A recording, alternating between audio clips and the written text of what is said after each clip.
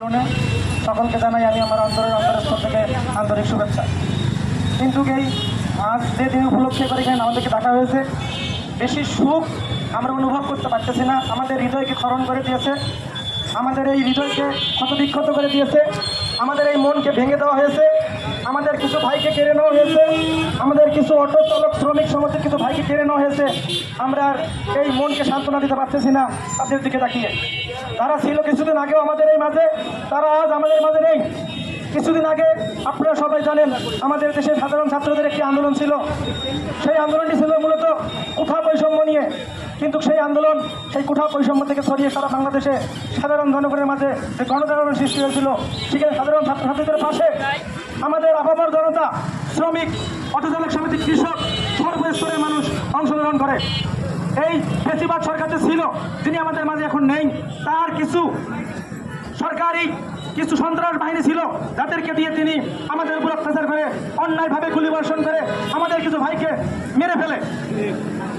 আমি এটা জানতে চাই, আমি এটা কঠিনভাবে বলতে চাই, আমি এটি তাদেরকে সতর্ক করে দিতে চাই, যারা আমাদের সাথে এইরকম অন্যায় করেছে, যারা আমাদের এই ভাইকে কেড়ে নিয়েছে, যারা আমাদের এই অর্থনীতি ছাড়াকে সচল রেখেছে, কৃষক শ্রমিক যারা ছিল, তাদেরকে যারা মেরেছে তাদের হত্যার বিচার করতে হবে। তাদের যারা হত্যা করেছে দ্রুত তদন্তের আওতায় এনে তাদের কঠিন থেকে কঠিনতর বিচারের আওতায় আনতে হবে। একটি পরিবারে যখন একটি লোক অর্থ উপার্জন করে, সংসারের হাল ধরে, কিন্তু সেই ব্যক্তিটাই যখন সেই পরিবার না থাকে, সেই পরিবারের অবস্থা কীরকম দাঁড়ায় সেটা যার পরিবারের নেই সেটাই শুধু বুঝতে পারে, তারাই শুধু বুঝতে পারে। আমাদের যিনি ভাই মারা গেছেন আজকে এখানে, তিনি নেই আমাদের মাঝে, মানিক ভাই। তার পরিবারে তিনি একাই সদস্য ছিলেন উপার্জনের। তার বিধবা মা বর্তমানে একটার স্ত্রী এবং 2 বছরের এক বাচ্চা সন্তানকে নিয়ে তার পরিবার কি যে অভাব অনটনে দুর্বিষহ জীবনযাপন করতেছে সেটা বলার বাইরে।